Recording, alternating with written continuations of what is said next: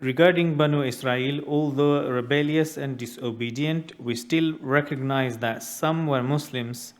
At what point in history do we consider the latter of them as Yahud or Jews that went against at-Tawheed?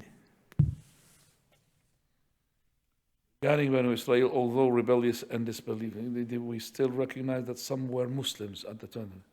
Do we consider the latter of them as Yahud, Jews that went against? No, we cannot really distinguish, an era where the Jews. So in each time there was some people who followed the Prophet. So the time of Prophet Yaqub, who is Israel himself. Yaqub is Israel, by the way.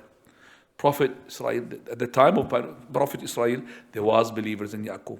At the time of his son, also Yusuf alayhi salam, there was as well believers. The brothers of Yusuf alayhi salam, they were believers.